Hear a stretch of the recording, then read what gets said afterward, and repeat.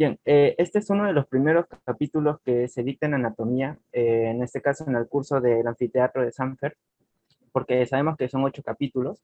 Algunas veces se ha iniciado con neuroanatomía, pero también en otras ocasiones se ha iniciado con miembro superior. Bueno, hace algún tiempo se inició con este capítulo. Es uno de los más sencillos, ya que en este caso engloba partes que nosotros podemos ver, en este caso en las piezas anatómicas, en el cadáver, y además corresponde a la clasificación de la anatomía topográfica o regional tal como se dicta en la facultad, ya que también está lo que es la anatomía descriptiva o sistémica, que estudia, en este caso, bueno, como su nombre dice, sistema óseo, sistema muscular, y justamente por ello es que es otro enfoque, un enfoque quizá para algunos un poquito más memorístico, tedioso, pero un enfoque topográfico es más que nada ver relaciones, ¿no?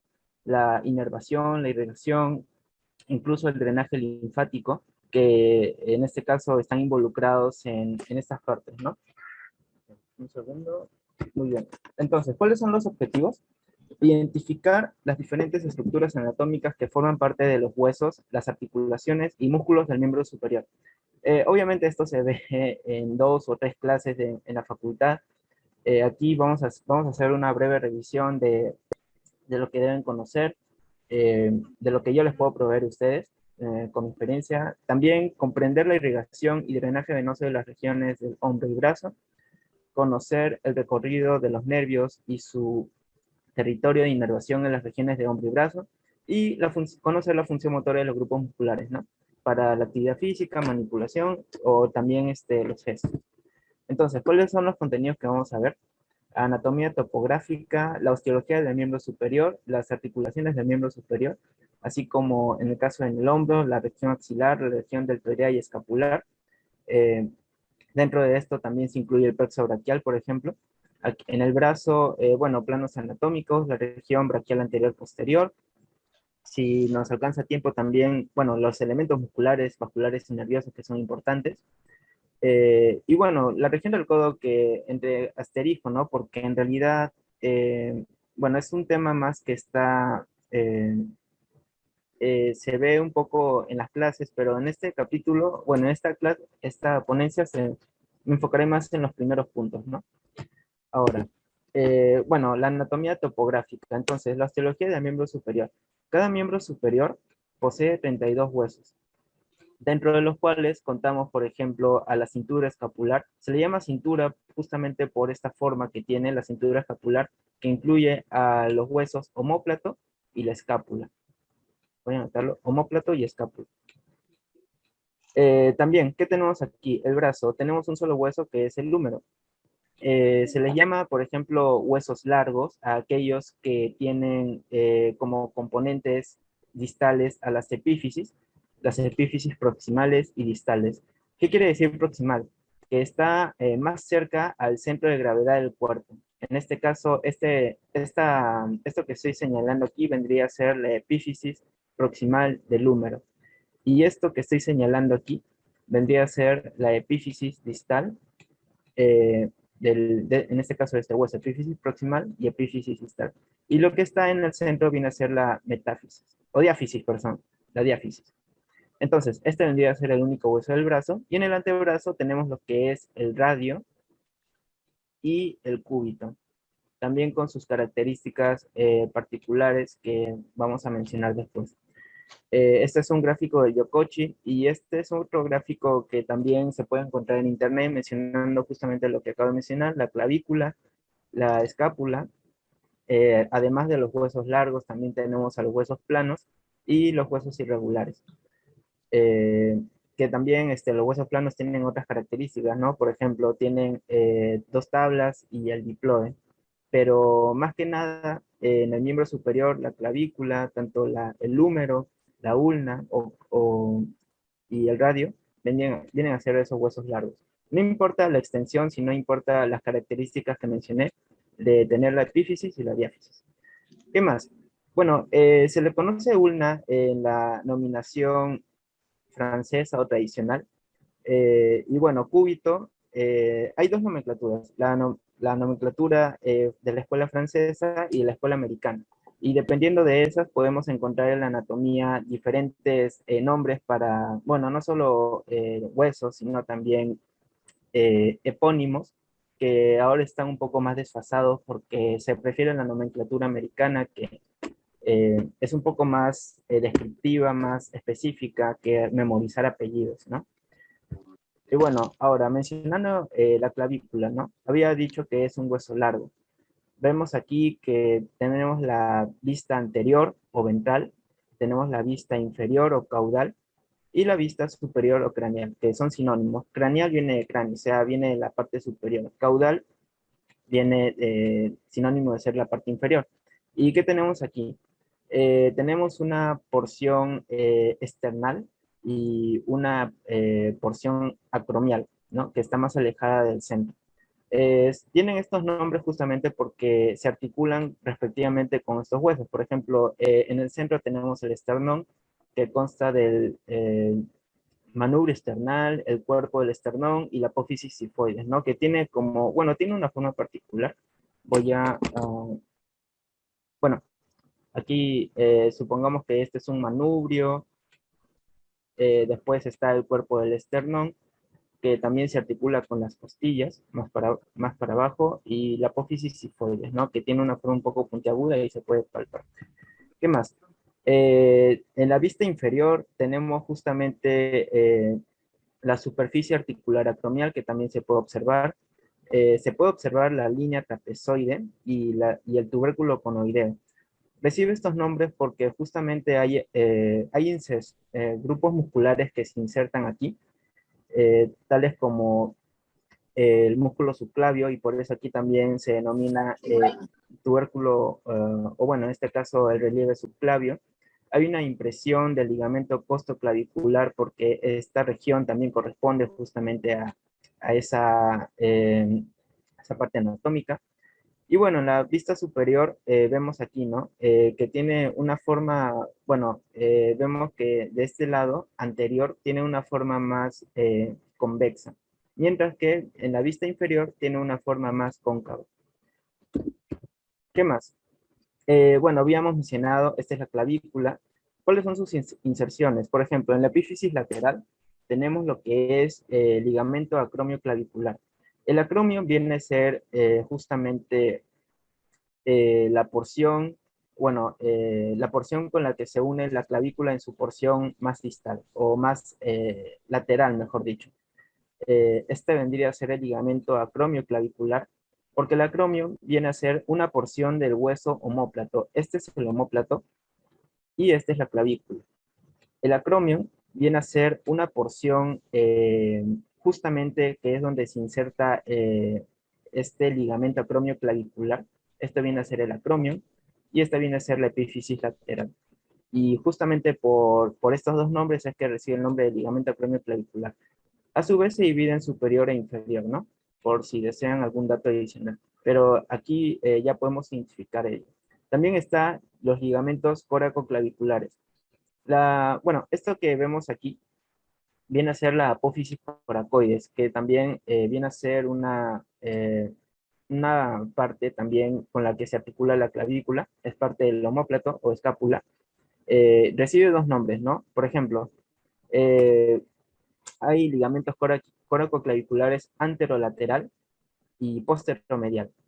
Este viene a ser el anterolateral y este de aquí con el número 3 viene a ser el posteromedial. Y bueno, son dos y lo podemos identificar fácilmente aquí. ¿Qué más tenemos? Bueno, también tenemos a la epífisis medial de la clavícula, la cual se articula, como mencioné, con el esternón. En este caso, bueno, el manubrio esternal tiene tres porciones, este ligamento superior, anterior, posterior, y también se inserta con, en este caso vendría a ser la segunda costilla, bueno, primera costilla, porque vemos aquí que también está presente esta impresión del ligamento costoclavicular en la vista inferior y coincide justamente con este ligamento, ¿no? ¿Qué más? Tenemos lo que es, bueno, las inserciones musculares de la clavícula, que ya adentrándonos un poco más desde desde el punto de vista del sistema muscular, ¿no? ¿Qué tenemos aquí? Tenemos que en el borde anterior, en el tercio más lateral, podemos reconocer el músculo deltoides. Esto viene a ser el músculo deltoides. Es ese músculo el cual, por ejemplo, se administran inyecciones intramusculares al momento de vacunarse. También tenemos el músculo pectoral mayor, este de aquí. En el borde posterior podemos reconocer al músculo esternocleidomastoideo, que tiene dos fasciculaciones que se insertan justamente en el lado más medial de la clavícula. Antes se lo solía llamar en la abreviatura ECOM, pero algunos autores no coinciden porque decir esternocleido occipito mastoideo no es tan correcto porque no tiene una inserción en el hueso occipital, o sea, la parte posterior del cráneo, pero sí con su nombre tradicional. Y también el músculo trapecio, ¿no? Ambos tienen una función esencial en los movimientos de la cabeza, ya sea rotación externa o, bueno, movimientos en sí, son justamente estos músculos del borde posterior. Y a nivel de la superficie inferior reconocemos el músculo subclavio.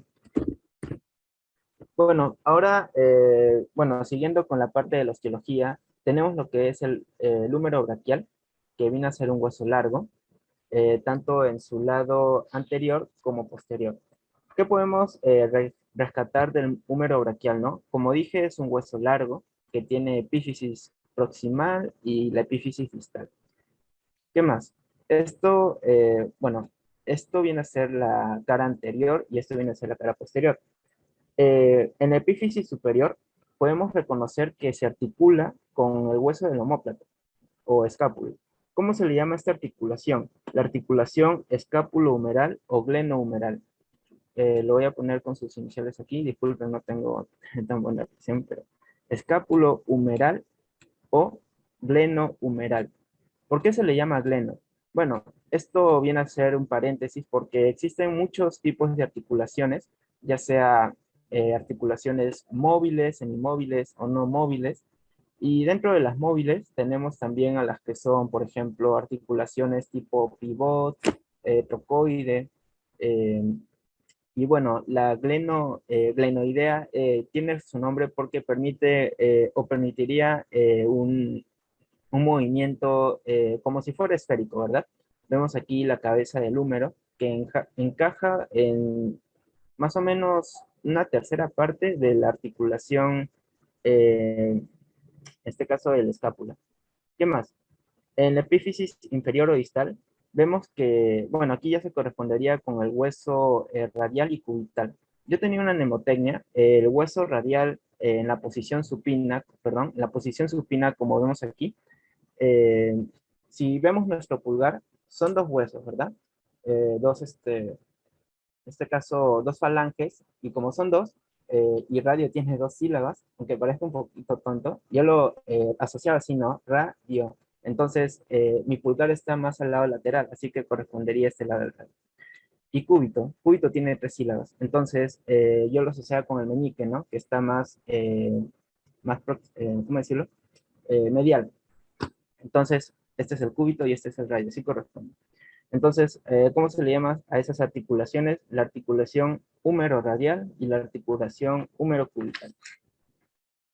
Y bueno, ¿qué más? ¿Qué reconocemos aquí? ¿Qué nos hace pensar al ver esto? Parece una pequeña hendidura, tal vez como una especie de cauce o por donde pasa un río. Bueno, eso se le da un nombre, ¿no? Esta es la diáfisis del húmero y esto se le conoce como la corredera bicipital. Esto es la cabeza humeral, el cuello anatómico. Hay cuello quirúrgico y cuello anatómico. El cuello quirúrgico viene a ser este. ¿Por qué se le llama quirúrgico? Porque es donde más frecuente ocurren las fracturas. Y bueno, y cuando lo que es que se necesitan procedimientos, ¿verdad? Cuando hay fracturas, en este caso a nivel del cuello quirúrgico, es justamente por esa razón que se le llama así. ¿Qué más? Eh, Tenemos lo que son las tuberosidades mayores y la tuberosidad mayor, otro kíter que viene a ser este aquí, viene a ser como un pequeño relieve. Eh, bueno, yo le voy a poner tuberosidad T y el signo mayor. o también llamado troquíter. Voy a anotarlo aquí. Es importante que recuerden esto porque les ayuda a orientarse a la hora de conocer las inserciones de los músculos, el troquíter. Y esto de aquí viene a ser la tuberosidad menor. Bueno, voy a ponerle una T y el signo menos, tuberosidad menor o troquín. Este viene a ser el troquíter y este viene a ser el troquín. ¿Qué más? Bueno, había mencionado que esta viene a ser la corredera por donde se inserta la porción larga del músculo bíceps braquial. ¿Qué más? Bueno, aquí bueno, esto se le conoce como la tuberosidad deltoidea o V deltoidea, que es donde se inserta el músculo deltoides. Músculo deltoides. Bueno, está un poquito malo mi mouse, pero se entiende la idea. Aquí se van a insertar los músculos más que nada de la cara anterior del brazo. El músculo deltoides, la porción larga del bíceps braquial. Y bueno, aquí también en la parte de la epífisis distal podemos reconocer algunas estructuras. Por ejemplo, esto de aquí se le conoce como cóndilo. Cóndilo epicóndilo. Cóndilo y claro, cóndilo epicóndilo. Esto de aquí viene a ser la tróclea y esto viene a ser la epitróclea. Es bueno, voy a borrarlo aquí porque esto se ve un poquito desordenado. Eh, vamos a recordarlo así. Este es cóndilo, epicóndilo, tróclea, epitróclea. Pero ojo, porque también el epicóndilo, perdón, a la epitróclea, que es la parte medial, se le conoce como epicóndilo medial. Y a este se le conoce como epicóndilo lateral. O sea, tiene dos denominaciones, o puede ser epicóndilo epitróclea o epicóndilo lateral y epicóndilo medial. Bueno, eso mencionar en cuanto a la cara anterior. Las inserciones musculares en sí son importantes, bueno, sí son importantes que lo recuerden, aunque a la hora de, un segundo, voy a, ahí, listo, estoy con la pluma de nuevo. Bueno, hay algunos músculos que se insertan en el troquíter. ¿Cuáles son esos músculos? Primero, bueno, voy a pasar a explicar que esta región de aquí, esta viene a ser la escápula, esta viene a ser la región supraespinosa, donde se inserta el músculo de su mismo nombre, el músculo supraespinoso. Esta viene a ser la espina de la escápula o del omóplato, la espina. Y lo de abajo viene a ser bueno, si está debajo de la espina, viene a ser la parte infraespinosa, ¿verdad? Entonces, tenemos aquí lo que es el músculo infraespinoso, el músculo supraespinoso y también otros músculos que vamos a ver un poquito más adelante. ¿Qué más? Hay algunos de estos músculos de la parte posterior, incluso de la parte anterior del omóplato, se insertan en lo que son el troquíter y el troquín. Por ejemplo, ¿quiénes se insertan en el troquíter? Se insertan el músculo supraespinoso, el músculo infraespinoso y un músculo más que lo vamos a mencionar más adelante, que es el redondo menor. Esos tres músculos se insertan en el troquíter. Voy a ponerle entre paréntesis como número 3. En el troquín, que viene a ser la tuberosidad menor, se inserta un solo músculo, que viene a ser el músculo subescapular.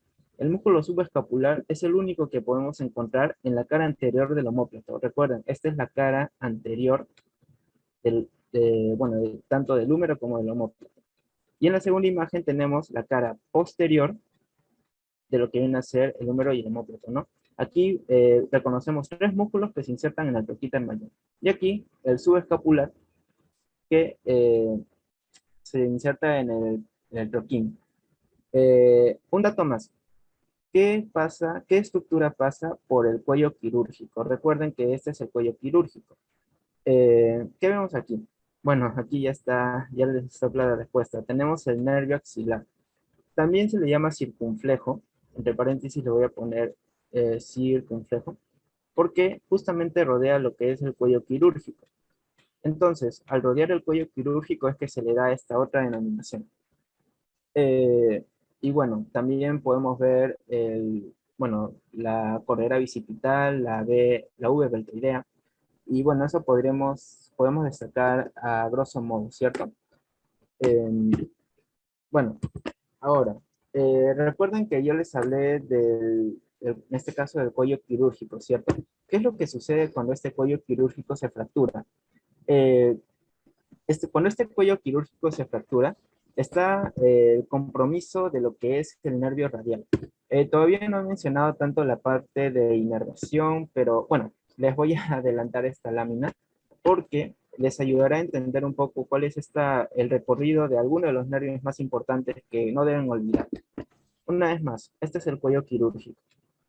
Y bueno, cuando hay una fractura del cuello quirúrgico, podría haber un compromiso de lo que es el nervio axilar. Pero cuando hay una fractura de lo que es la diáfisis, en este caso la parte del centro, si se puede decir, del húmero, entonces ya no va a haber un compromiso de este nervio axilar, sino va a haber un compromiso del nervio radial. Porque el nervio radial justamente pasa por esta área, ¿verdad? El nervio radial pasa por la parte posterior de lo que es el húmero, por el canal de torsión. El canal de torsión viene a ser esto que estoy señalando aquí. Por ahí pasa el nervio radial. ¿Cuáles son las funciones del nervio radial? Bueno, principalmente vamos a recordar que en la parte anterior del brazo, que les estoy adelantando un poquito, se encuentran los músculos flexores. Los músculos flexores son aquellos que nos permiten levantar el antebrazo, hacer movimientos con la mano así como que para sujetar algo, para agarrar algo. Entonces, esos son los músculos flexores.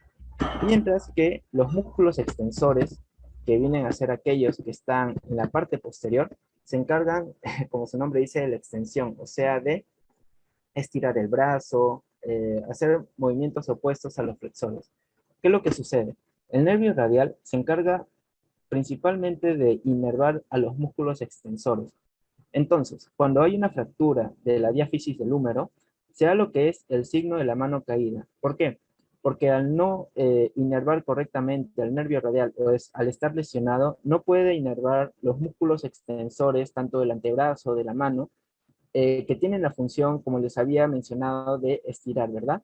Entonces, al no tener, no tener no posibilitarse hacer esos movimientos es que se da la mano caída o mano en gota, o algunos también le llaman mano en péndulo. Recuerden, el nervio radial, su compromiso tiene que ver con los músculos de extensores tanto del brazo, del antebrazo, como de la mano. Eso se cumple para todo el miembro superior. Y bueno, aquí tenemos una placa radiográfica de lo que es una fractura de la diáfisis humeral. Hay muchos tipos de fractura, en este caso es una fractura completa. Eh, y bueno, eso básicamente que compromete a lo que es este nervio. ¿Qué más? También tenemos otros nervios como es el nervio cubital, que pasa por, en este caso, bueno, en posición supina, pasa por la parte medial de lo que es el brazo y también el codo, justo por debajo del epicóndilo medial. Se puede apreciar más en una vista lateral, pero le puedo adelantar esa información. ¿Qué más?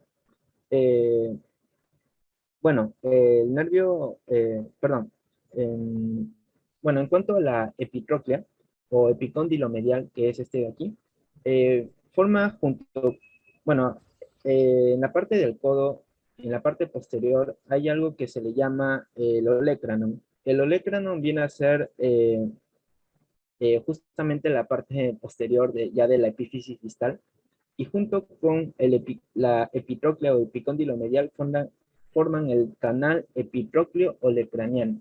Lo voy a anotar aquí. Canal epitrócleo. Un segundo. Bueno, canal epitrócleo olecraniano. Pueden anotarlo también porque ya. Epitrócleo olecraniano. Justo por ese canal epitrócleo olecraniano pasa este nervio cubital. Es importante recordarlo porque como anécdota, algunas veces ustedes, por ejemplo, han chocado su codo contra el filo de una mesa o de una silla y sienten una sensación así como que de electricidad. ¿Por qué se da esto? Porque justamente, si ustedes lo pueden palpar con sus dos dedos, hay como una especie de fosita entre, en este caso en la parte posterior de su codo, en la parte medial, o sea, más para adentro, hay una fosita. Justo por esa fosita está pasando el nervio cubital, por el canal epitrocleo olecraniano. Y bueno, ¿qué más mencionarles, no? En el epicóndilo lateral se insertan los músculos epicondilios. Así se le llama, los músculos epicondilios. Es un grupo de músculos que tienen aplicación clínica, bueno, tienen aplicación clínica porque hay algunos signos que están íntimamente relacionados, músculos epicondilios, y en el epicóndilo medial se insertan lo que son los músculos epitrocleares. Tienen la misma denominación que epicóndilo epitroclear, músculos epitrocleares. Bueno, tenemos esos dos grupos musculares. ¿Qué más? Hay algunas aplicaciones clínicas que no agregué en esta presentación porque, bueno, bueno, son grupos musculares que se ven un poco más en lo que es antebrazo, así que no los quise marear tanto, pero, por ejemplo, mencionarlos, bueno, solo como dato para que ustedes puedan entender un poquito más. Hay algo que se le llama el síndrome del codo de tenista. El síndrome de codo de tenista o epicondilitis son aquellos, bueno, es un síndrome que involucra a los músculos epicondilios, ¿no? Lo voy a anotar aquí, síndrome del codo de tenista.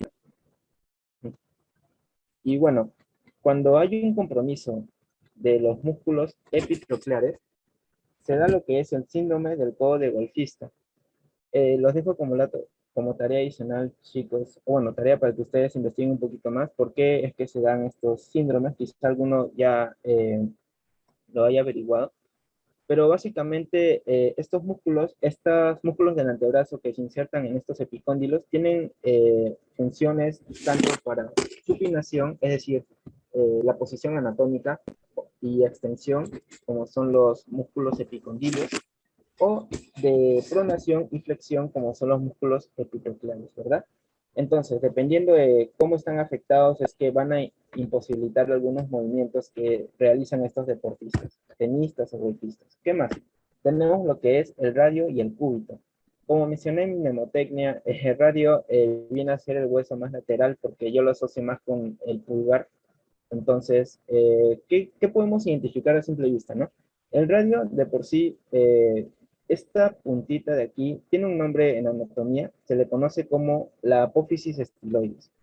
No solo del radio, ojo, porque también en el miembro inferior van a encontrar este nombre, apófisis estiloides, que no es otra cosa que la parte más distal, bueno, la parte que tiene más longitud de un hueso largo, ¿no? En este caso del radio. Y este viene a ser el cúbito, con la cabeza cubital. Y esto que está aquí viene a ser justamente con lo que se inserta el húmero y conforma la fosa olecraniana, con el canal epitrocleo olecraniano por donde pasa, como mencioné, el nervio cubital. También vemos aquí la membrana interósea. Y bueno, ¿qué más podemos mencionar? En la cabeza, bueno, esta viene a ser la cabeza radial, está un poquito más, un nivel más inferior que lo que viene a ser en este caso, la parte cubital proximal. Tiene una cabeza glenoidea, bueno, cabeza glenoidea porque se articula con el húmero y tiene como que una parte esférica, ¿verdad? Tiene un rodete y bueno, también una tuberosidad bicipital que viene a ser esto de aquí, porque ahí es donde se inserta también el bíceps. ¿Qué más? Ya, bueno, esto viene a ser la imagen que estaba buscando, la vista lateral de lo que viene a ser el olecranon. El olecranon viene a ser, a formar parte de lo que es el cúbito. Y esto de aquí viene a ser el húmero, y esto que estoy marcando aquí viene a ser el canal epitrocleo olecraniano. Ahora, aquí podemos ver nuevamente el cóndilo, podemos ver la tróclea, el epicóndilo lateral, el epicóndilo medial. Aquí, por ejemplo, podemos ver lo que es la escrotadura troclear. Esto viene a ser bueno, se le conoce como apófisis coronoides del cúbito. Y bueno, son nombres que ustedes pueden darles dependiendo de, bueno, si quieren orientarse un poquito más al lado de las articulaciones, también. Esto viene a ser la cavidad glenoidea. ¿Por qué? Porque tiene una especie de concavidad que le permite realizar movimientos, si se puede decir, esféricos, que le permiten los movimientos de rotación, de supinación y de pronación. Porque cuando nosotros hacemos el movimiento de, en este caso, pronación, ¿qué es lo que sucede? El radio, la cabeza del radio, va a rotar justamente a este lado, o sea, va a estar más proximal al centro del cuerpo. ¿Y por qué se da esto? Porque tenemos aquí la articulación glenoidea, que le permite ese movimiento esférico.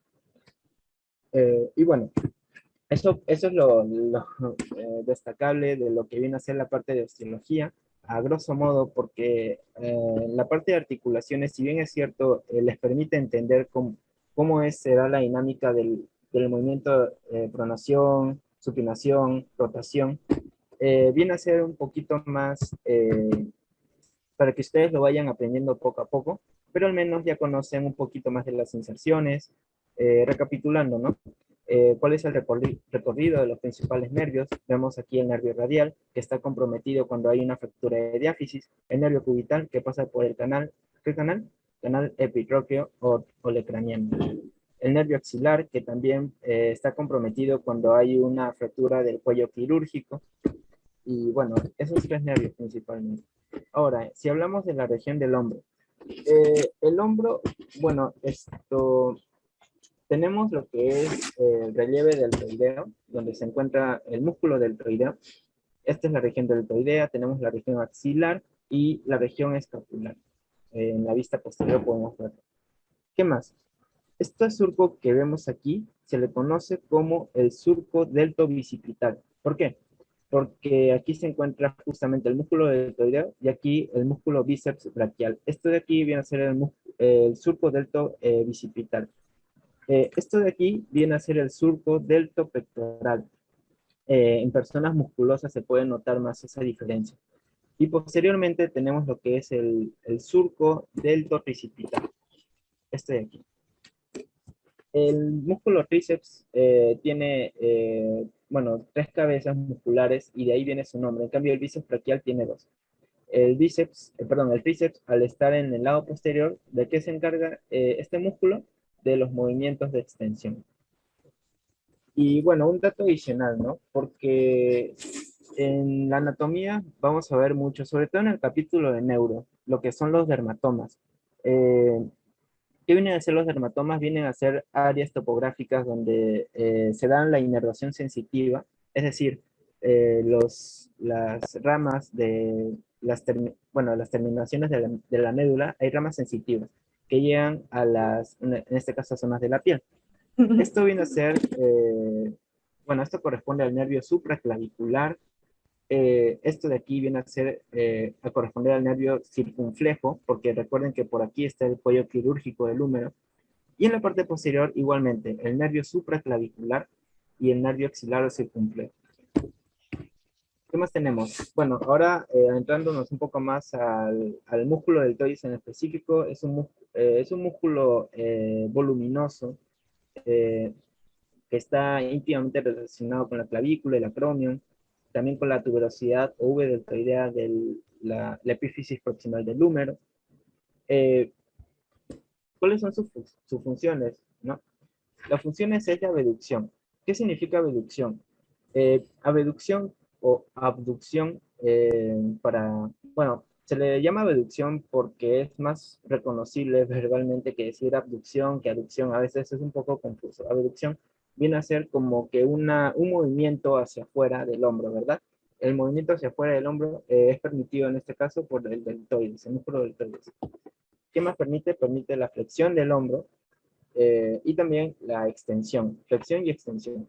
¿Y por qué el nervio está inervado? Por el nervio axilar o circunflejo, justamente por la proximidad anatómica de este músculo.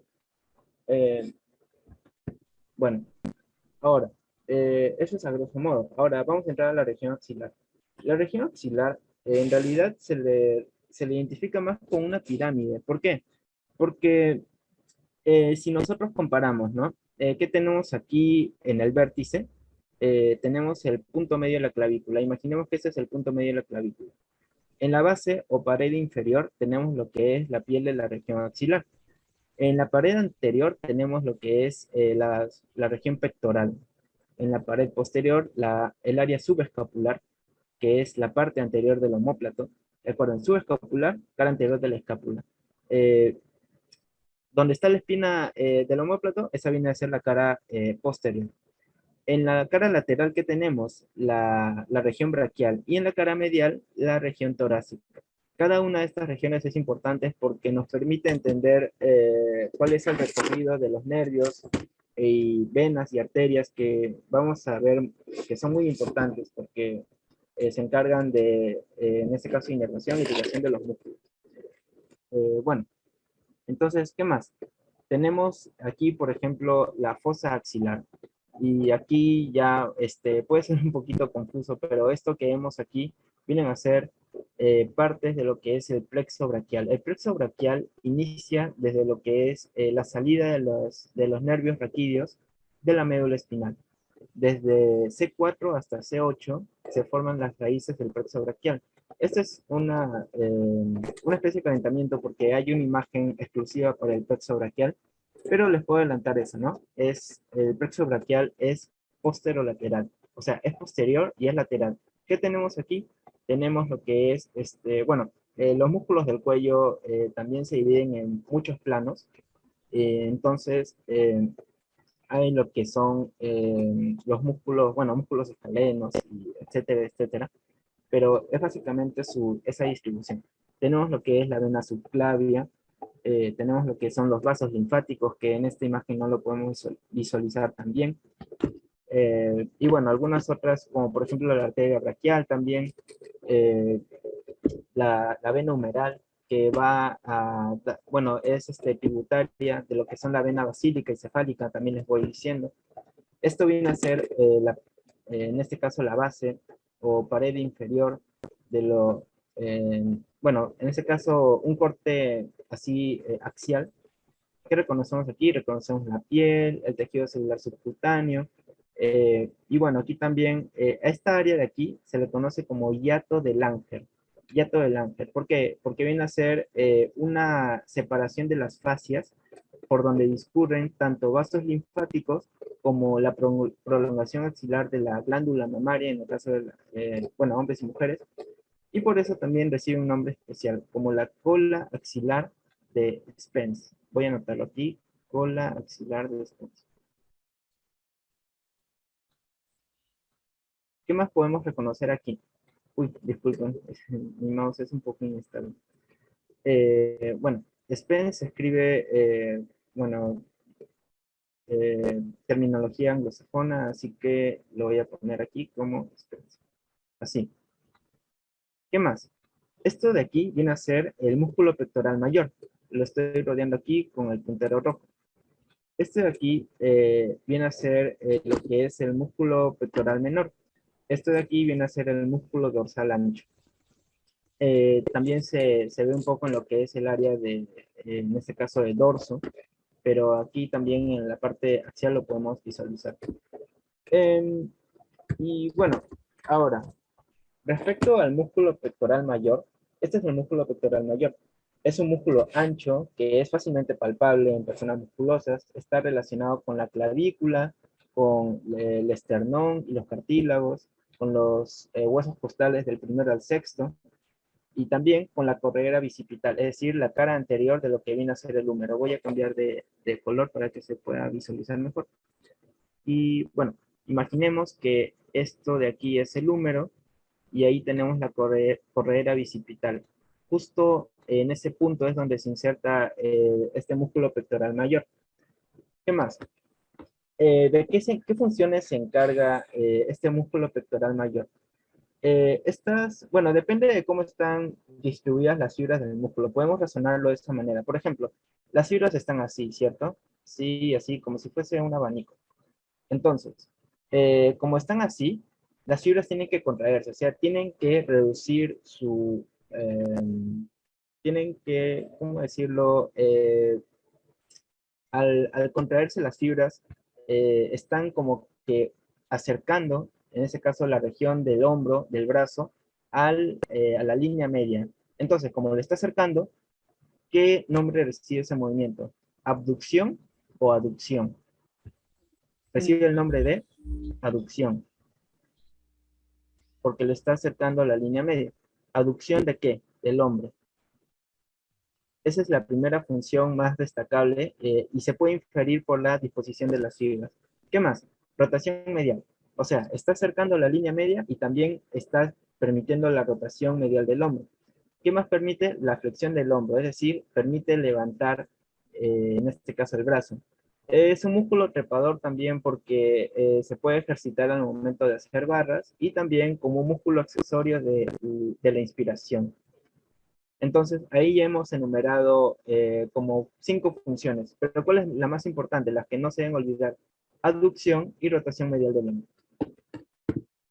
Ahora, bueno, en esta imagen también se puede visualizar lo que son los nervios pectoral, lateral y medial.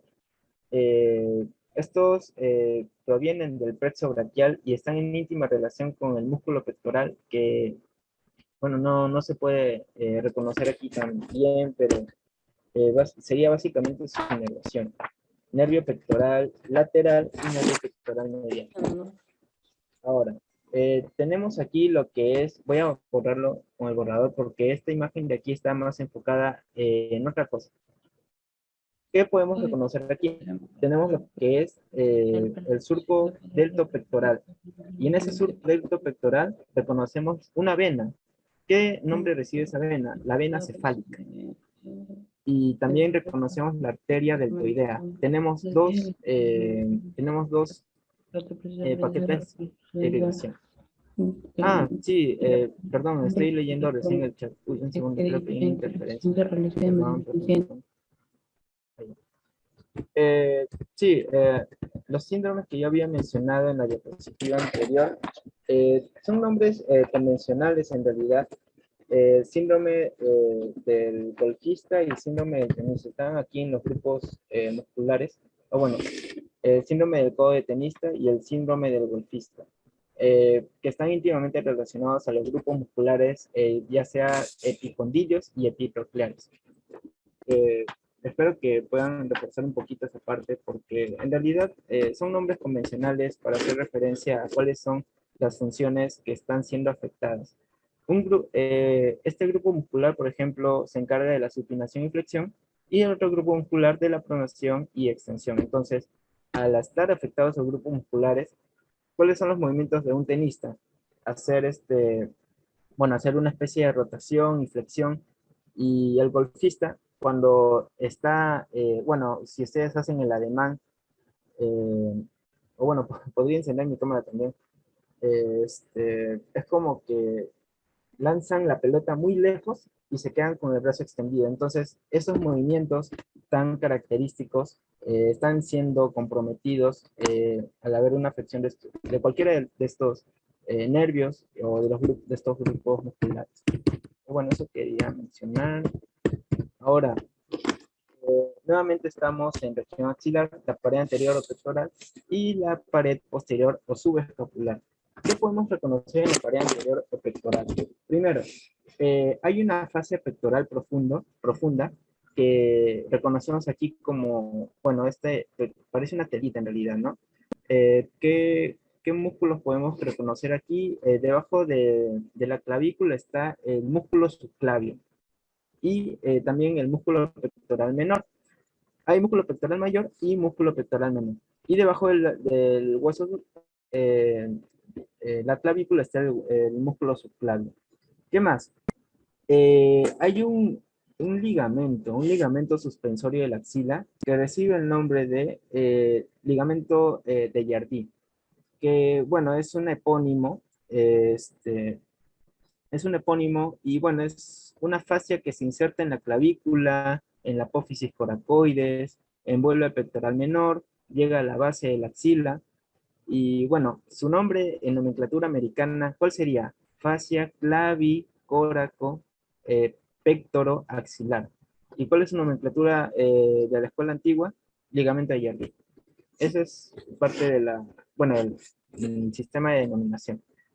¿Qué más? El músculo pectoral menor. Bueno, la parte de inserción en realidad no es tan importante que se la aprendan, pero más que nada, cuál es su inervación y cuáles son sus funciones, ¿verdad? ¿Qué tenemos aquí? Voy a recoger de nuevo la pluma. Tenemos que las fibras musculares están en esta disposición, sí, en diagonal e inferior. Entonces, ¿qué pasa cuando estas fibras se contraen? Están descendiendo el hombro y están como que jalándolo adelante. Ese movimiento como que jalar adelante o protusión se le llama anteropulsión del hombro. Entonces ya tenemos dos funciones, descenso del hombro y eh, hacia adelante, anteropulsión del hombro. ¿Por qué nervio está inervado el músculo pectoral menor? El nervio pectoral medial. Nervio pectoral medial. También tiene como función accesoria la inspiración, una inspiración forzada. En realidad, la inspiración, estos músculos que había mencionado, el pectoral menor, el pectoral mayor, incluso este que les voy a mencionar, el serrato, bueno, el serrato anterior, están involucrados con los movimientos de respiración. ¿Por qué? Porque están relacionados con las costillas. Las costillas en realidad suben y bajan y hacen el movimiento de la inspiración y expiración, ¿no? Entonces por eso también tienen esta función de elevar costillas. Como elevan la costilla, tienen inspiración, función de inspiración accesoria. Bueno, y eso básicamente en cuanto a la pared anterior. Entonces, recapitulando, vimos el pectoral menor, el pectoral mayor, la parte, un corte transversal, si se puede decir. Ahora, esto les gusta preguntar mucho a los profesores de práctica del anfiteatro, porque en la parte posterior o en la parte anterior de la escápula, es decir, el área subescapular, tenemos esto que está cortado, el músculo subescapular.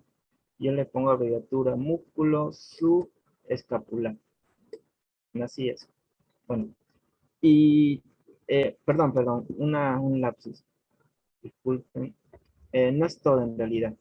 El músculo subescapular solo engloba lo que es esto de aquí, como las dos terceras partes de este grupo muscular. Este es el músculo subescapular. Porque, ¿qué es lo que está señalando lo de abajo? Eso viene a ser el músculo redondo mayor. O teres mayor también. Tiene dos denominaciones, redondo mayor, teres mayor. Yo le pongo así, redondo. Y esto de aquí, bueno, más abajo está el músculo dorsal ancho. El músculo dorsal ancho, bueno, es uno de los músculos más característicos del dorso que se estudia más adelante en otro capítulo. Pero bueno, estos músculos, estos tres, subescapular, redondo mayor y dorsal ancho, son aquellos que están relacionados con la cara anterior de la escápula. ¿Qué más? ¿Qué es lo más característico aquí? ¿Ven aquí este hilito amarillo? Este hilito amarillo es un nervio y es importante que lo recuerden porque les gusta preguntarlo. Se le llama el nervio torácico largo. Torácico porque va por el tórax y largo porque tiene un largo recorrido por lo que viene a ser este músculo serrato anterior. Nervio torácico largo, lo pongo aquí. Y esto de aquí viene a ser el músculo serrato anterior. ¿Por qué serrato? Porque sus inserciones se asimilan como en este caso un serrucho, ¿verdad? Así se le quedó la denominación, músculo serrato anterior. Aunque no es músculo serrato posterior, pero esta denominación quedó. ¿De dónde viene este músculo? Viene del borde espinal de la escápula, viene en este caso, la cara posterior. ¿Y qué está rodeando? Está rodeando el músculo subescapular. ¿Y hasta dónde está? Bueno, ¿a dónde llega? Al borde lateral de las primeras costillas, ¿correcto? Ese es el músculo serrato anterior, subescapular, redondo mayor, y dorsal ancho, que se da más por la parte inferior. Este nervio torácico largo, en su denominación tradicional, tiene otro nombre también. ¿Cómo se le denomina? El nervio de Charles Bell. Nervio de Charles Bell. Así como pronunciación inglesa, Charles Bell. Entonces, personas que han descubierto este nervio ya se quedaron sus nombres bautizados ahí, ¿verdad? ¿De qué se encarga este nervio, básicamente? O mejor dicho, ¿cuáles son las funciones del músculo serrato anterior? También está ligado con lo que es, perdón, un segundo. El músculo serrato anterior se encarga de mantener la escápula pegada, entre comillas, al tórax. O sea, ¿cómo así? Está, miren cómo están dispuestas sus fibras, ¿no? Como un serrucho así, pam, pam, pam, pam. Entonces, al contraerse este músculo, está haciendo que esta escápula entre comillas, no se salga, ¿no? ¿Qué sucede cuando hay una lesión del nervio de Charles Bell o el torácico largo? Si no hay inervación correcta del músculo serrato anterior, entonces la escápula no estaría en el lugar que le corresponde, estaría ya no adentro, sino afuera, estaría como que desplazada. Eso tiene un signo, tiene un nombre, se le llama como el signo de la escápula alada, ¿correcto? El signo de la escápula alada. ¿Por qué alada? Porque hace el ademán, o sea, si ustedes vieran una fotografía de una persona con este signo, esta lesión, no verían su espalda como el de una persona normal, sino como un relieve, como si algo se estuviera saliendo de su lugar. Eso que se está saliendo de su lugar es el omóplato o la escápula.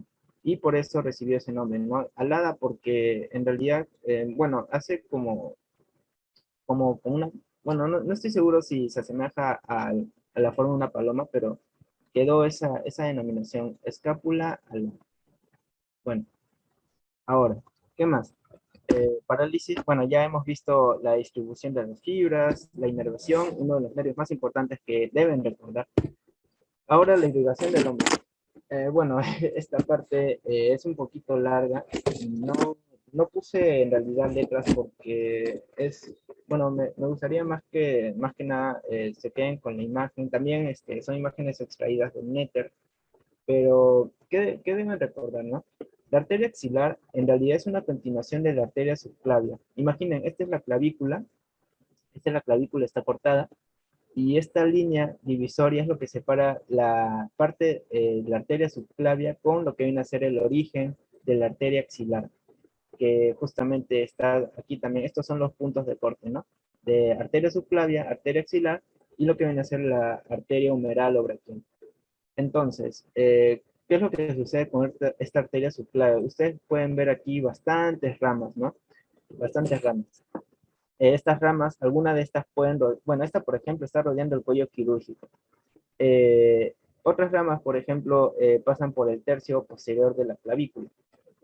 Bueno, pero lo voy a pasar a explicar uno por uno, aprovechando que están ahí con sus numeritos. Este, bueno, eh, en realidad al número uno le llaman como, bueno, la arteria axilar tiene sus ramas, ¿no? Divididas en seis, como aparecen en los numeritos. El número uno es la arteria torácica superior. Arteria torácica superior. La número 2 se le conoce como arteria tóraco-acromial porque está yendo a la porción del omóplato, del acromio, arteria tóraco-acromial.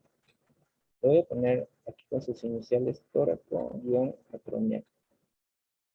La número 3 viene a ser la arteria torácica lateral porque, bueno, está en el lado lateral del tórax, arteria torácico lateral. Voy a poner aquí ya con sus iniciales, torácico lateral. La número 4 como la subescapular porque está yendo a la cara anterior de lo que viene a ser el omóplato. Este es el omóplato. Entonces, esta es la cara anterior, se le conoce como la subescapular. La número 5 se le conoce como la arteria circunfleja humeral anterior. Recuerden ese nombre, circunfleja humeral anterior. Y si hay anterior, también tiene que haber posterior, que es el número 6. Arteria circunfleja humeral posterior. Viene a ser el número 6, esta de aquí. Son circunflejas porque están rodeando el cuello del húmero. La anterior y la posterior. Y cada una, bueno, tienen bastantes ramas, pero a grosso modo viene a ser esto. 6 ramas de la arteria axilar. ¿Qué más? Tenemos aquí a la derecha la imagen de la vena axilar. Ahora, tienen que recordar algo importante, porque la arteria, ¿qué es lo que hace? Está llevando sangre desde el corazón, que está bombeando la sangre, hasta las regiones distales del cuerpo. ¿Qué hace la vena? La vena está recogiendo esa sangre que ya los tejidos ya aprovecharon su oxígeno, le está retornando al corazón. Pero está mal decir, por ejemplo, la rama de tal vena, la rama de tal vena, porque una vena no está, la sangre no está yendo en dirección distal, sino que está regresando. Entonces, no se le llama rama, se le llama tributaria. En el caso de las arterias se le llama rama, en el caso de las venas se le llama tributaria porque la sangre es como un río, ¿no? Un río tiene aquí el río principal, tiene sus tributarias o afluentes, así, entonces el movimiento del agua está en esa dirección, o sea, está así. Y bueno, entonces esta es la vena principal, sus tributarias, ¿no? Eso quería destacar más que nada. ¿Qué más? ¿Qué podemos reconocer aquí? Eh, bueno, yendo de distal a proximal, podemos reconocer dos venas humerales. Eh, Podemos reconocer la vena basílica. A veces son dos venas humerales, otra vez es uno. La vena basílica, la vena humeral, la vena cefálica, la vena axilar, que viene a ser la principal, esta vienen a ser sus tributarias. También hay una vena mamaria externa, claro que sí. Y bueno, estas venas en realidad lo que hacen es recoger la sangre del miembro superior. Eh, no, creo que no he puesto una imagen, pero lo que es la vena basílica y cefálica en realidad están recogiendo la sangre de lo que es el brazo y el antebrazo. Tiene su punto de confluencia, la vena cefálica, la vena basílica, pero bueno, vemos que aquí la vena humeral y la vena basílica se juntan y la cefálica sigue un recorrido. Esta viene a ser más lateral y la basílica viene a ser más próxima. Bueno, y esto a grosso modo. ¿Qué más? Bueno, esto viene a ser, por así decirlo, el punto más fuerte bueno, uno de los puntos más fuertes, ¿no? Porque la primera vez que uno lo estudia, más allá de los nombres que son memorísticos, viene a ser su distribución, que puede ser compleja a primera vista, pero vamos a verlo paso a paso. Primero, les había mencionado al principio de la clase que la médula espinal tiene sus nervios raquídeos. ¿Por qué raquídeos? Viene de raquis. Raquis viene de columna vertebral. La columna vertebral tiene agujeros de conjunción que vienen a ser estos de aquí, agujeros de conjunción que permiten la salida de los nervios. O sea, imaginen esto, ¿no? Bueno, está más graficado aquí, pero la columna vertebral tiene sus cuerpos vertebrales aquí, cuerpos vertebrales, primer cuerpo, segundo cuerpo, el torácico, dorsal, lumbar, sacro. Entonces, entre cuerpo y cuerpo, y bueno, también tiene ahí sus apófisis transversales, apófisis espinosas, aquí viéndolo de la vista posterior, y bueno, entre cuerpo y cuerpo hay agujeros de conjunción que permiten la salida de estos nervios.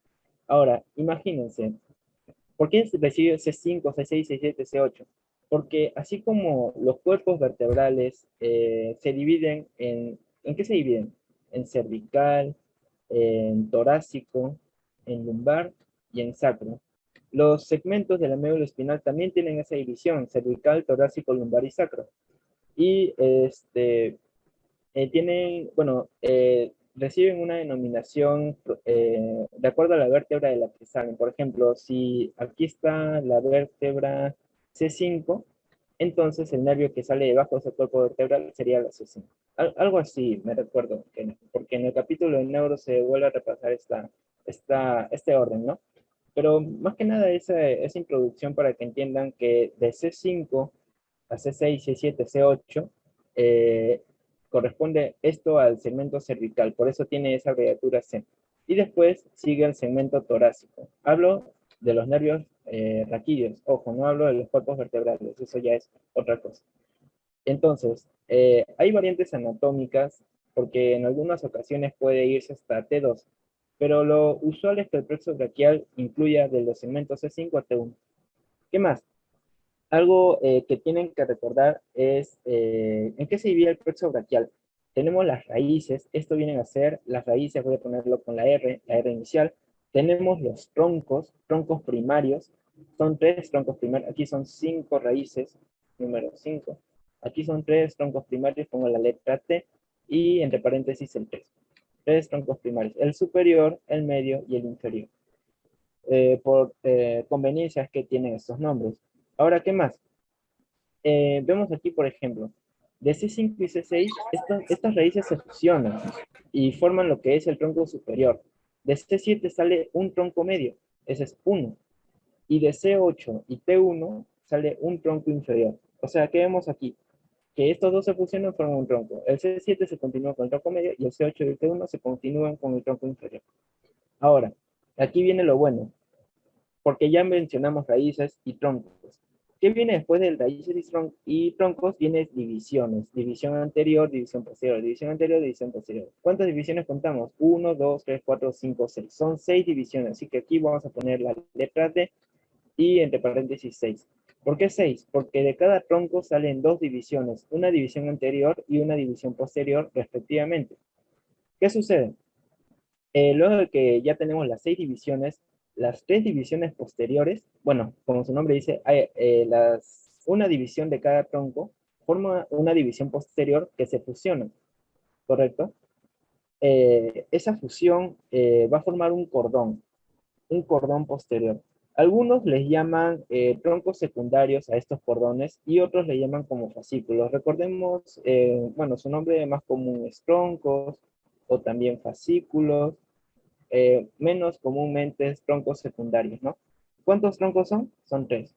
¿O cuántos fascículos son? Son 3. ¿Ya?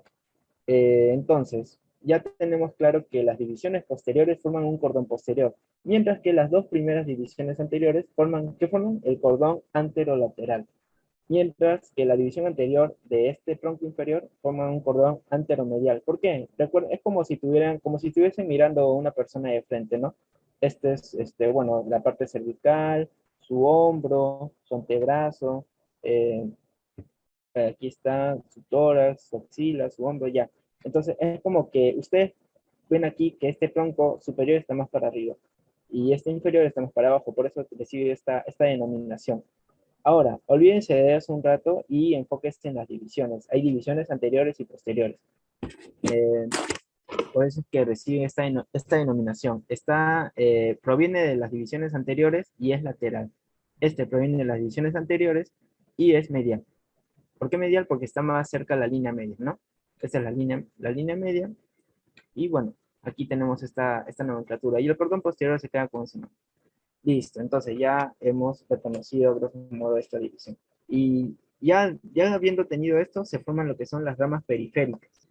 Las ramas periféricas son todos los nervios que, bueno, algunos de ellos ya los mencionamos, ¿verdad? Pero hay otros más que inervan a los músculos, en este caso de la región pectoral o de la región antebraquial, incluso la parte sensitiva, porque ahora solo hemos visto parte motora, hay parte sensitiva también que sale de este grupo de nervios, ¿no? Entonces vamos a ir paso a paso. Esto, ya, correcto. Entonces, ¿qué tenemos aquí, por ejemplo? Vamos a ver, vamos a iniciar un segundito. Ya. Sí, chicos, es que esta parte es un poquito más extensa, pero bueno, tenemos aquí primero lo que es, a ver, un segundo, voy a ponerlo con iniciales ya porque son bastantes nombres. Primero, del cordón C5, perdón, tenemos lo que es el nervio dorsal del escápulo. Nervio dorsal del escápulo. ¿Por qué? Porque la escápula, como sabemos, está un plano más posterior y bueno, este nervio se dirige a la parte dorsal, que viene a ser la parte posterior. También tenemos lo que es el nervio supraescapular,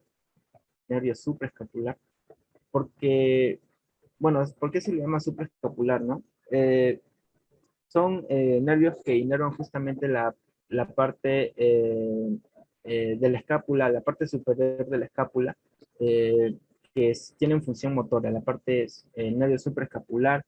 También aquí abajo tenemos el nervio subclavio. Tenemos aquí lo que es, un segundo creo que, bueno, aquí está la otra imagen un poquito más explícita, lo que mencionaba, el nervio dorsal de la escápula, el supraescapular, el subclavio que vienen del tronco superior. Más adelante tenemos el nervio pectoral lateral. Y bueno, ya habiéndose formado el cordón anterolateral, de él salen dos nervios. O sea, vamos a seguir este orden, ¿no? Vamos desde proximal a distal. Hay dos nervios que salen. Aquí también, bueno, aquí lo vemos, uno de los más importantes es el músculo cutáneo ¿qué inerva? Inerva el grupo anterior de los músculos del brazo. Esta es una de las ramas importantes terminales o periféricas. El músculo cutáneo y también tenemos, bueno, aquí que se va por este lado, el nervio mediano, ¿no? Otro de los nervios importantes. Vámonos al cordón, perdón, a la raíz 7. La raíz 7, recordemos que o sea, de él salía directamente el tronco medio, del tronco medio salía una división anterior y posterior. La división posterior, vamos ahora a la división posterior. Bueno, de aquí salen los nervios, está bueno, está con iniciales, pero esto se le conoce como los nervios subescapulares. Los nervios subescapulares. De aquí, posterior, ¿qué sale? Recuerden, el radial es un nervio posterior. ¿Y de dónde sale? Del cordón posterior. De ahí sale el nervio radial. Y bueno, vámonos a la parte más proximal.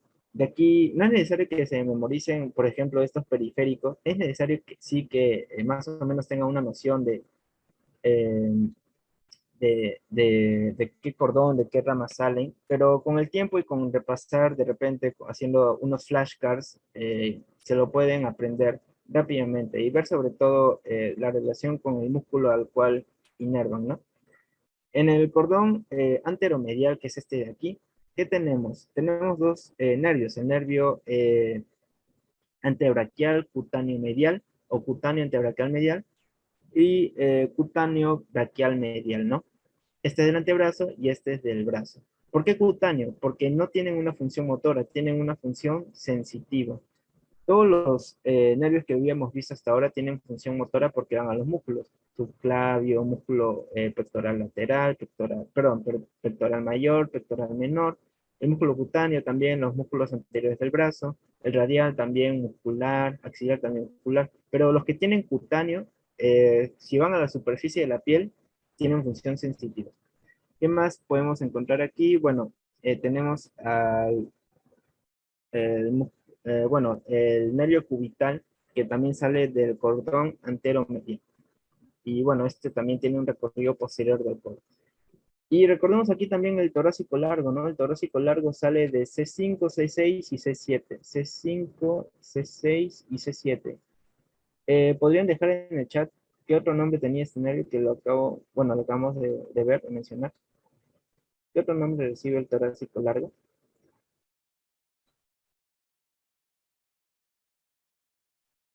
Correcto, Ley, es el nervio de Charles-Bell. Gracias. Sí, el nervio de Charles-Bell. Entonces, este nervio de Charles-Bell de las ramas, perdón, de las raíces C5, C6 y C7, es un nervio motor que inerva qué músculo? Al serrato anterior. ¿Correcto? Y bueno, esto sí, no los quiero marear tanto porque en realidad no he preparado tanto una animación para este apartado, pero sí que sepan que son en realidad bastantes nervios, ¿no?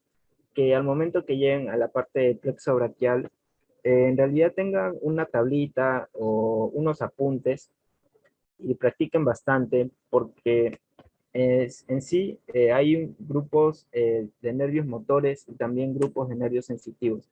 Incluso hay nervios motor y sensitivos al mismo tiempo. ¿Como cuál, por ejemplo? Tenemos al nervio cubital. El nervio cubital tiene función motora, pero también tiene función sensitiva, ¿no? Dependiendo de a qué área topográfica nos referimos. Por ejemplo, el nervio mediano también es motor sensitivo. ¿Por qué? Porque ambos en realidad van a inervar de manera motora al músculo oponente del pulgar. Bueno, eso ya es de la parte de mano, ¿no? Oponente del pulgar. Pero tienen función sensitiva también. En el área de la mano, por ejemplo, bueno, les voy a adelantar un poquito. Imagino, bueno, mi mouse no es tan bueno, pero el nervio mediano y el nervio cubital se subdividen en dedos, ¿no? Por ejemplo, el nervio mediano inerva lo que es, el pulgar es el primer dedo, primer, segundo, tercer, cuarto. Bueno, los tres dedos y medio inerva el nervio mediano en la cara anterior de la mano y el cuarto y el quinto el nervio cubital de manera sensitiva. Ese es un ejemplo nomás para que vean que en realidad sí tienen funciones complejas que lo van a revisar muchas veces en el capítulo de miembro superior. Y Y bueno, eso podría ofrecerles a grosso modo, en este caso, este apartado. En realidad, lo van a seguir repasando al momento de ver, por ejemplo, piezas anatómicas, porque no solo es ver el plexo, sino también cuál es su recorrido, ¿no? Aquí también en colores, ¿no? Colocan en el hombro, dorsal escapular, en el codo. Y bueno, eso más que nada, ¿no? Tenemos aquí otros nervios, nos pasaríamos un buen rato hablando del plexo braquial. Este, y bueno, ¿no? Destacar más que nada esa subdivisión. Ya. El triángulo de los redondos. El triángulo de los, bueno, ya enfocándonos un poco más a la región del hombro. La región del hombro tiene áreas musculares, como habíamos dicho. Vamos a volver a repasar cuáles son esos músculos. Tenemos lo que es, un segundito, ya. Aquí también lo colocan con nombres. Tenemos lo que es el músculo redondo mayor o teres mayor, perdón, el redondo menor, este es el redondo menor, este es el redondo mayor, el músculo deltoideo. Esta es una vista posterior, ojo, vista posterior, ¿correcto? Este es el tríceps. El tríceps tenemos aquí dos cabezas, la cabeza lateral y la cabeza larga, ¿ya? O mejor dicho, porción larga del tríceps y en ese caso la cabeza lateral. Entonces, teniendo en cuenta estos cuatro músculos que mencioné, el redondo menor, el redondo mayor y las cabezas del tríceps, es que se forman algunas áreas importantes que en realidad tienen nombres, tienen diferentes nombres. Esto de aquí viene a ser conocido como el triángulo de los redondos. ¿Por qué? Porque aquí están los dos músculos redondos o teres. Por eso se le llama triángulo de los redondos. ¿Qué sucede? Que en ese triángulo está siendo interceptado por la porción larga del tríceps. Esta es la porción larga del tríceps. Esto de aquí, que lo estoy aquí rodeando aquí con... No se preocupen, chicos, lo voy a borrar porque se ve un poquito desordenado, pero para que entiendan. Porción larga del tríceps, triángulo de los redondos. ¿Qué sucede? ¿Por qué es importante entender estas partes? Porque por aquí discurren algunos pasos y nervios importantes. Por ejemplo, ¿cómo se le conoce? Voy a borrarlo aquí, disculpen. Un segundito. Corredor. Sí, corredor. Bien. A ver, ya, con resaltador para que lo puedan ver un poquito más. ¿Cómo se le conoce a este triángulo? Este triángulo aquí que estoy poniendo con amarillo, se le conoce como el triángulo homotricipital, porque está siendo delimitado en su plano, imaginemos que este es el plano del omóplato y este es el tríceps, ¿no? Se lo conoce así como el triángulo homotricipital. Entonces, ¿qué más? ¿Cómo se le conoce a esta área de aquí? Ya no tiene forma de triángulo, tiene forma de cuadrilátero, por eso se le llama el cuadrilátero húmero tricipital. ¿Por qué? Porque está siendo delimitado por la porción larga del tríceps y por el húmero, cuadrilátero húmero tricipital. Y esto que voy a poner con otro color, un color morado, esto sí viene a ser otro triángulo. Si está delimitado por el húmero y por el tríceps, ¿cómo se le llamará? Triángulo húmero tricipital. Recapitulando, triángulo homotricipital, cuadrilátero húmero tricipital y triángulo húmero tricipital. Tiene sus nombres también, nombres epónimos, claro que sí. Este cuadrilátero también se le conoce como cuadrilátero del, del PO. Bueno, en nomenclatura francesa, del PO se escribe. Y este triángulo de abajo se le conoce como el triángulo de Avelino Gutiérrez. Triángulo de Avelino Gutiérrez. Ujú. Listo. Triángulo de Avelino Gutiérrez o húmero precipital. Cuadrilátero de Belpo o húmero precipital. HT, HT. Ajá. Ya, ahora lo importante, ¿qué estructuras, qué vasos discurren por estas áreas? Por el triángulo homotricipital vemos aquí un nombre, ¿verdad? La rama de la arteria escapular circunfleja. Arteria escapular circunfleja discurre por ahí. Circunfleja porque está rodeando el cuello quirúrgico del húmero y escapular porque está pasando por el hueso escapular. Solo pasa una estructura, ojo. Este espacio triangular, el triángulo homotricipital, solo pasa esta arteria, solo pasa una arteria. ¿Qué más? Por este cuadrilátero, ¿qué está pasando? Está pasando dos estructuras. Vemos aquí en rojito una arteria y en amarillo un nervio. ¿Cómo se le conocen esas estructuras? A esta se le conoce como la arteria. Si está rodeando, ¿cómo se le llama? Circunfleja. Y como esta es una vista posterior, ¿qué nombre recibe? Arteria circunfleja posterior. Arteria circunfleja posterior. Que es rama de, en este caso, la arteria axilar, ¿verdad? Arteria circunfleja posterior. Esta es la arteria escapular circunfleja. Ya. ¿Qué más? Esto de amarillo, ¿cómo se le llama? Si está pasando por la axila, ¿cómo se le llama? O si está rodeando, ¿cómo se le llama? Nervio axilar. Vamos a poner aquí nervio. Bueno, voy a borrar eso porque es un poquito más. Bueno, el nervio axilar o nervio circunflejo. Esas son las dos estructuras que deben recordar. Nervio axilar. Ahora, por último, del triángulo de Avelino Gutiérrez, ¿qué otras estructuras pasan?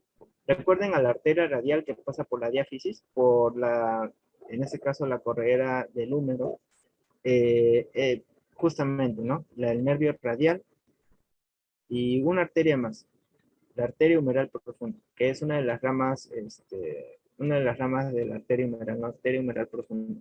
Humeral o braquial, en realidad. Uy, bueno, ya. Está un poquito bien. Arteria humeral profunda.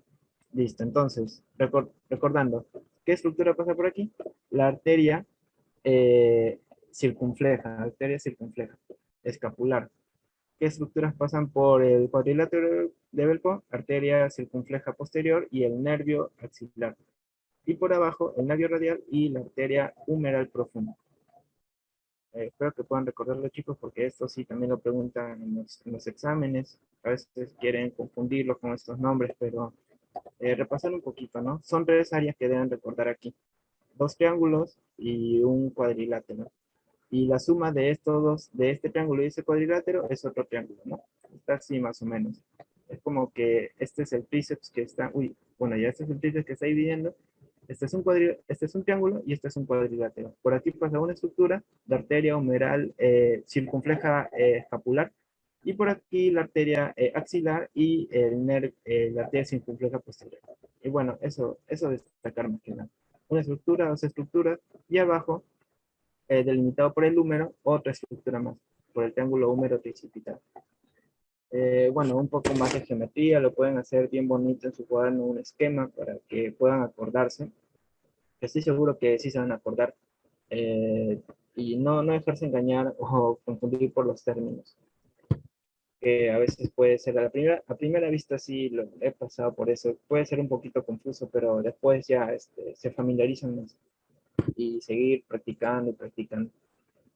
Bueno, esto es una lámina que puse de la región de brazo. En realidad, quería enfocarme más en hombro porque eso del plexo braquial y de las regiones topográficas sí es un poquito más, bueno, como se están iniciando, un poquito más de práctica, de repasar.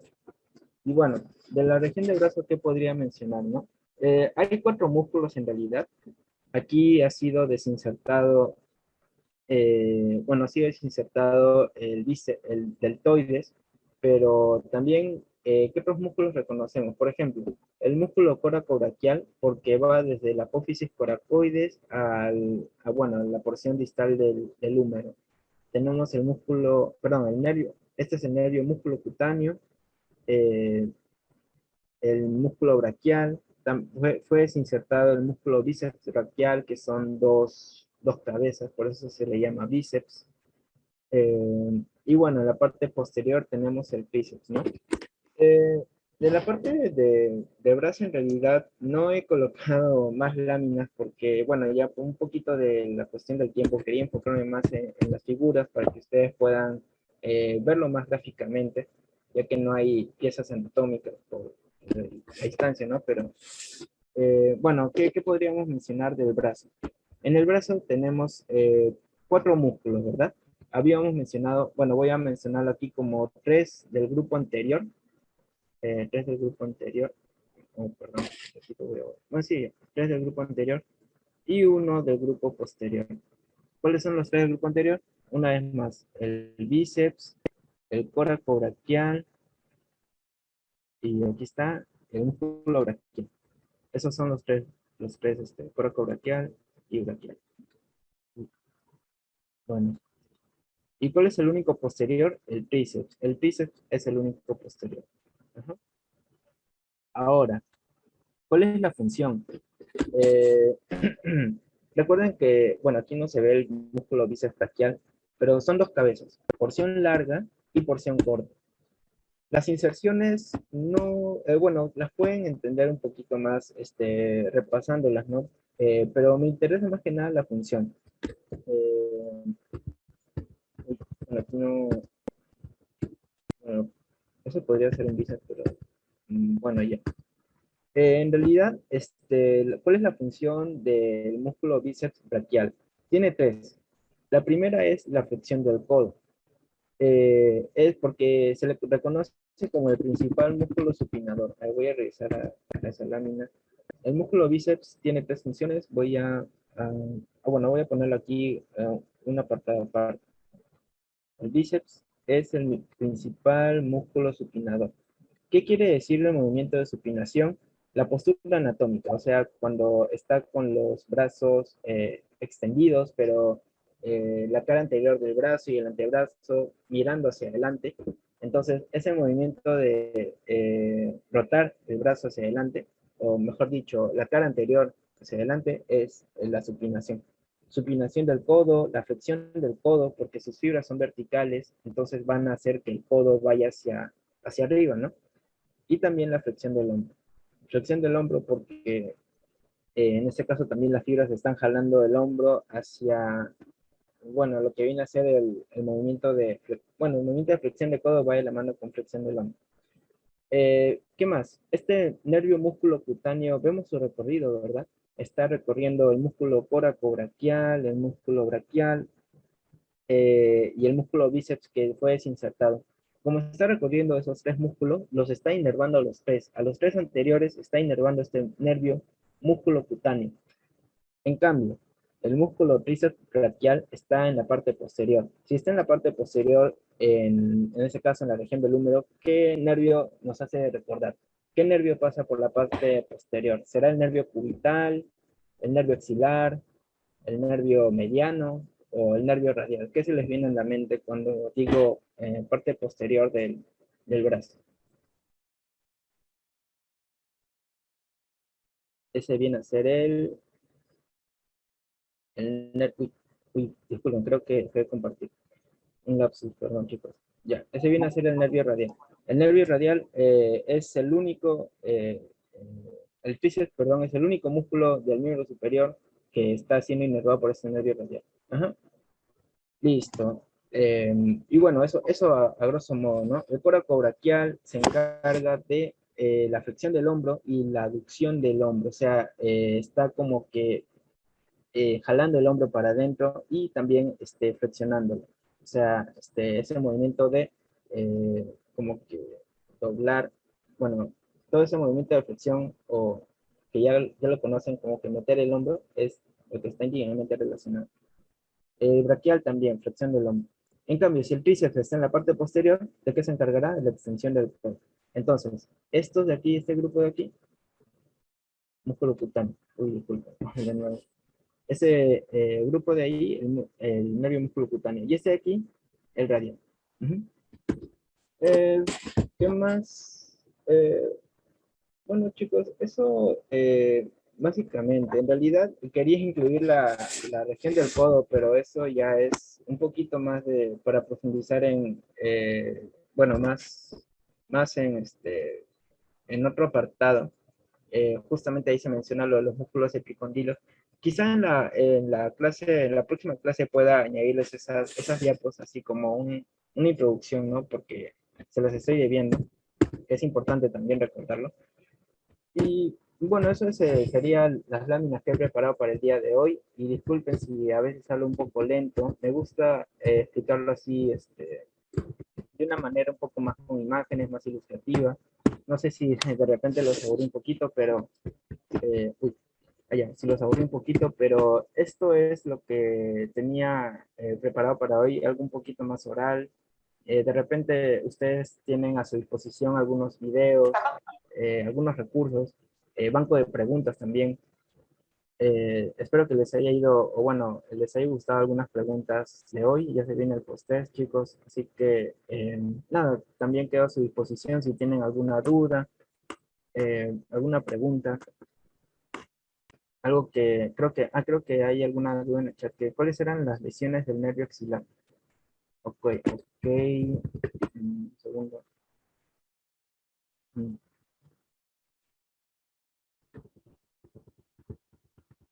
En realidad, el nervio axilar lo había mencionado como un apartado de, como pasa por el cuello quirúrgico del húmero, este nervio axilar lo que está inervando es por ejemplo, el músculo deltoides, ¿no? Y el músculo deltoides, de qué se encarga? Se encarga de la flexión y de la, a ver, vamos a verlo, allá. Ese es el músculo deltoides, pues. Entonces, se está encargando de la flexión del hombro, ¿no? Eh, también para levantar en un ángulo de 15 a 30 grados, me parece, 15 a 30 grados. Entonces, el levantamiento y la flexión del codo están siendo comprometidos cuando hay un compromiso a su vez del nervio axilar, ¿no? Este viene a ser una parte frágil del hueso humeral. Entonces, si está comprometido este nervio axilar, también está comprometido los movimientos relacionados al músculo deltoides, como son, allá, abducción del hombro, o sea, hacia afuera, flexión del hombro y también una extensión del hombro. O sea, al ser un músculo voluminoso, grueso, tiene una doble función de flexión y extensión. Si está afectado este nervio, entonces difícilmente va a cumplir estas funciones, principalmente de rotación lateral del hombro. Eso también va a estar impedido. Mm, Otra pregunta.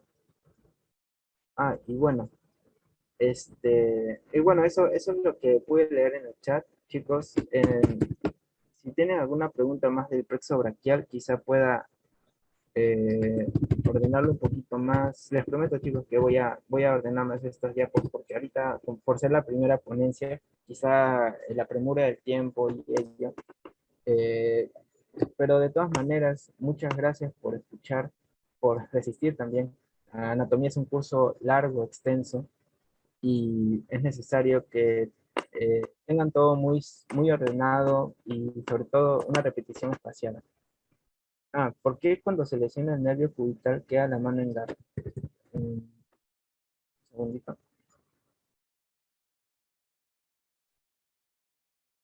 Uy, dejé de compartir. Mano en garra, mano en garra, mano en garra. Mm, esto, bueno, eso se le conoce como mano caída o mano en gota.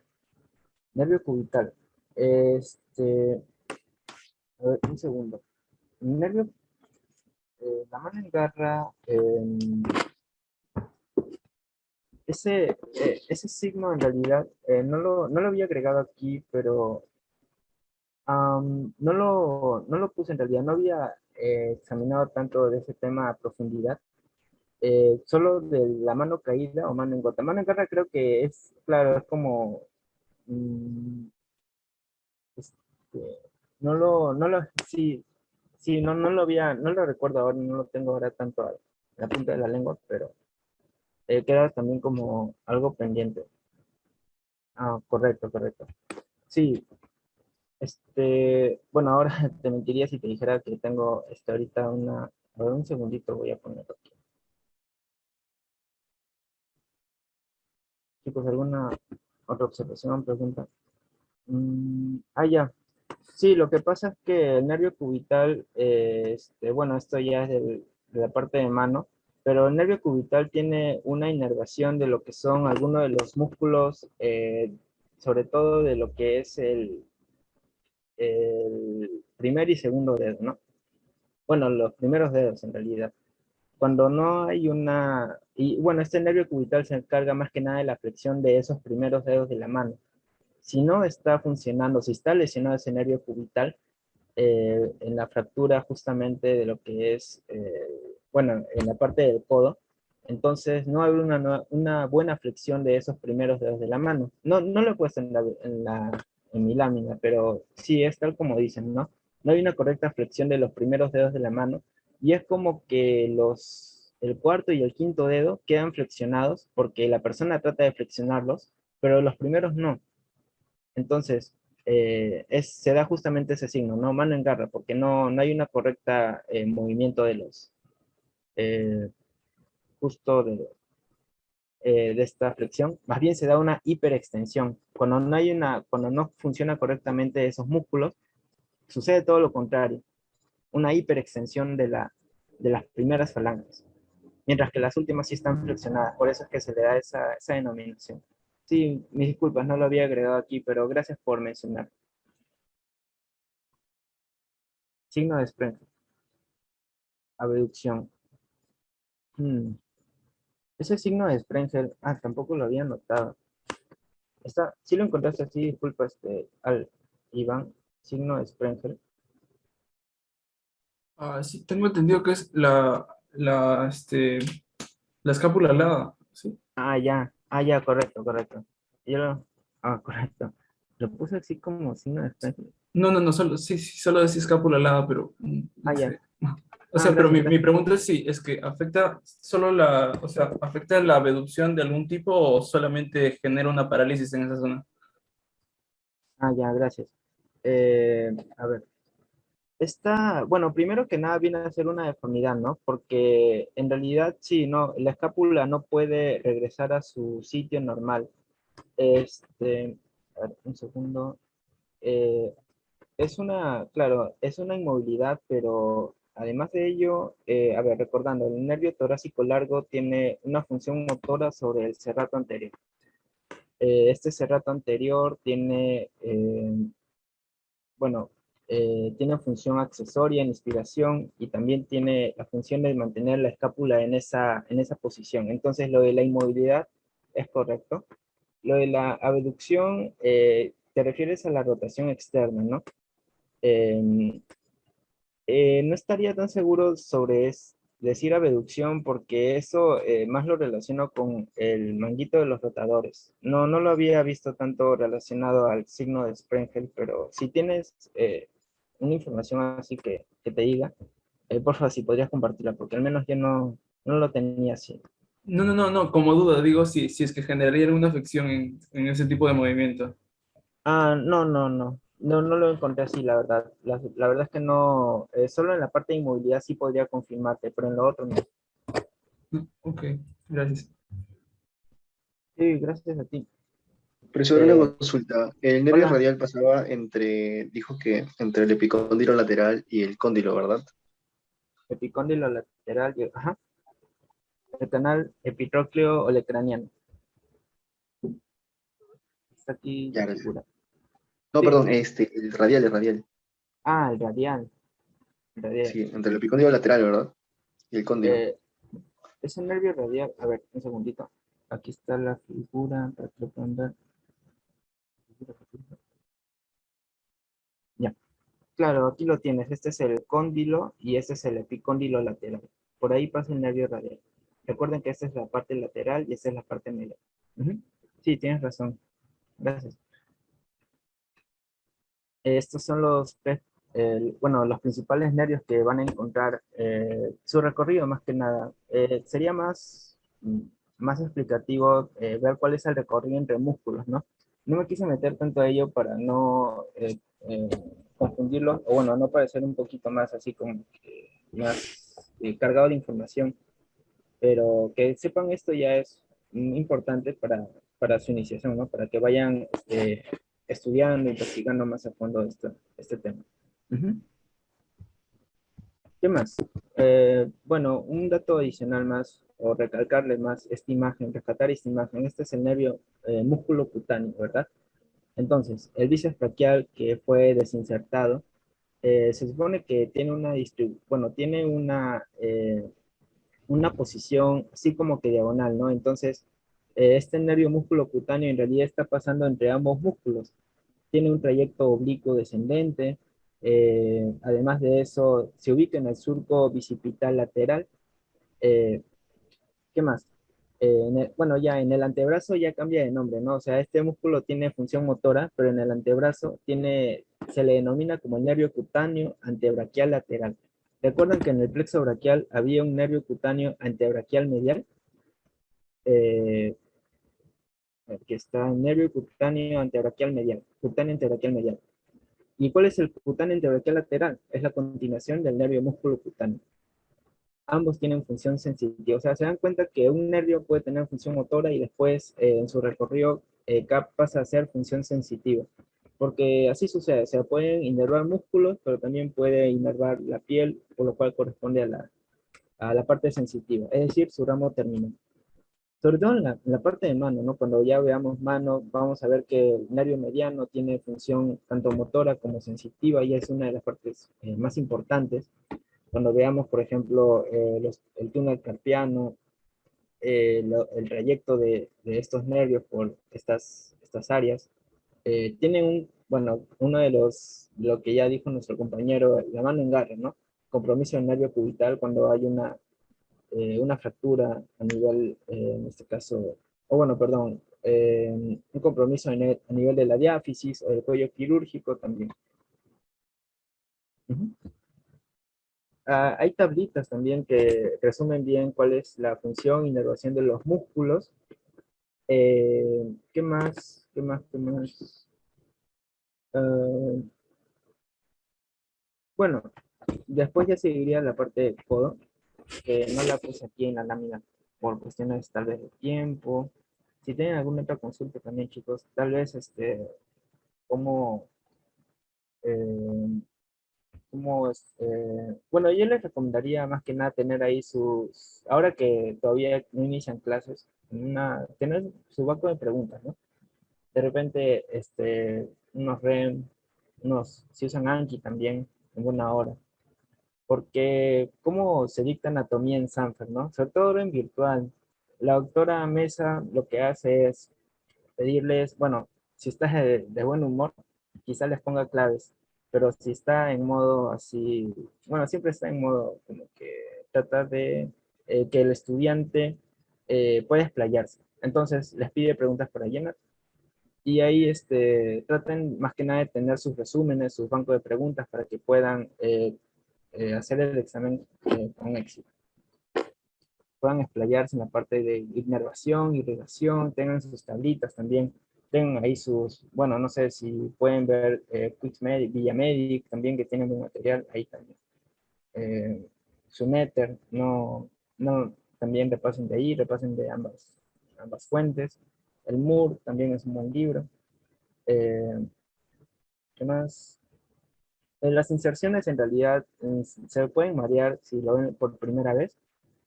Eh, Pueden aprenderlo para orientarse, pero no se obsesionen tanto con ello, sino más que nada con el recorrido de irrigación, de los nervios. eh, y bueno, nada más, creo que la parte de miembro superior es un poquito más asequible justo por eso, ¿no? Porque todo se puede inferir, se puede ver, lo pueden ver en modelos 3D también que hay en internet, son gratis, en ambos también, si pueden tener ahí una cuenta o si pueden crearse un correo así fantasma, también tienen modelos 3D para que practiquen. Eh, y bueno, cuando ya pasen a otros capítulos un poco más así de nombres como cabeza o neuro, van a poder relacionar eso, porque plexo braquial bueno, lo entienden bueno, la parte de neuro también, cuando vean raíces y dermatomas, la parte, por ejemplo, hay una nomenclatura en realidad, estas raíces C5, C6, C7, C8, E1, tienen una relación con respecto a los cuerpos vertebrales. Ahí también lo pueden repasar, o bueno, lo volverán a ver. Y eso más que nada. Sí, eso es lo que tenía preparado. Creo que ya estamos con la hora, faltan 10 minutos. Radio Carpiano. Allá. A ver, esa parte, bueno, esa parte no la había anotado, pero a ver, voy a revisar mis apuntes un ratito, chicos. Sí, porque la parte de articulaciones es un apartado, bueno, es otro apartado, ¿no? Es como una introducción. varios tipos de articulaciones. Aparte, en este caso, la pregunta del compañero, el radio carpiano, un segundito. Vamos a verlo por aquí.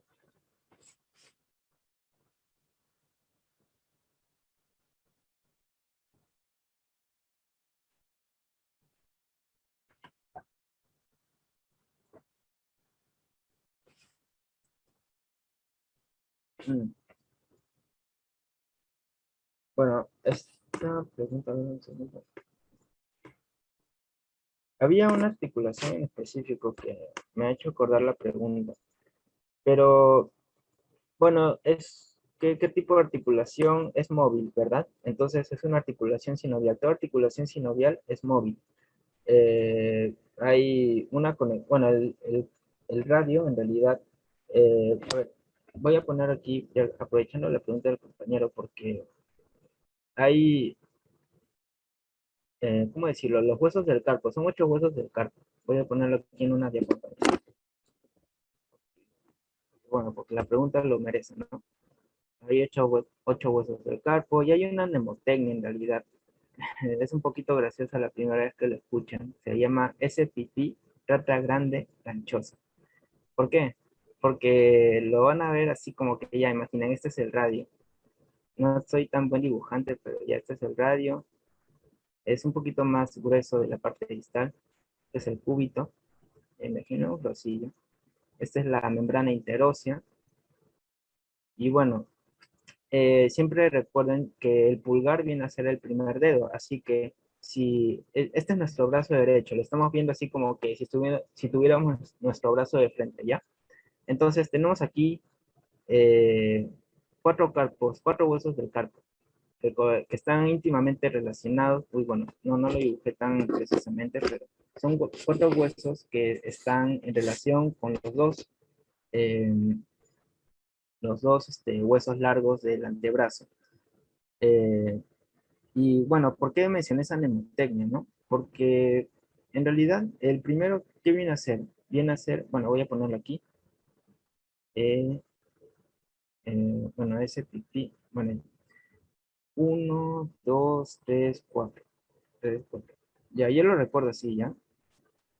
Escafoides, ese pipí, semilunar, piramidal y pisiforme. Eh, C, ya, bueno, escafoides, semilunar, piramidal y pisiforme. Y entonces, como el primer dedo del pulgar está en esta dirección, bueno, ya, bueno, ya, C, P, escafoides, piramidal, pisiforme. Entonces, estos 3 primeros huesos del carpo están en relación con el radio. Y son una articulación móvil, pues, porque en realidad, gracias a ellas que nosotros podemos hacer los movimientos de supinación, pronación, eh, y bueno, esa era la pregunta básicamente. Hay bastantes tipos de articulación, ahorita no se me viene a la mente. Había una en específico, pero no te mentiría. Tal vez habría que buscarla. Eh, y bueno, eso más que nada. Está en relación con el escafoide semilunar y el piramidal, este hueso del radio. Ujú. ¿Y cuáles son los otros siguientes, no? Ya para, dicho sea de paso, no, para aprovechar el tiempo, ¿no? Son 4 más aquí en la segunda línea. Esta es la primera línea, esta es la segunda línea. Ese pipí, tra, bueno, voy a ponerlo aquí, grande, ganchoso, grande, ganchoso. Bueno, ya. Escafoides, piramidal, pisiforme, trapezoidal, no, trapezoide, trapezoide, algo así, eran los 2 primeros, grande y ganchoso. Eso sí, uno de estos, creo que me parece que con el primer metatarsiano, sí tenían un nombre especial, esa articulación. Eh, a ver, no lo recuerdo tanto bien, pero bueno, eso era lo que me llamó la atención. Pero en cuanto a la otra pregunta, sí, es una articulación móvil. Ujú. Sí, ahorita lo voy a buscar, de hecho, para que no se vaya el hilo. La pesadilla con el primer metatarsiano. Lo vamos a ver un poquito más adelante, así que. Y bueno, chicos, eso, en cuanto a las preguntas, sería Mm,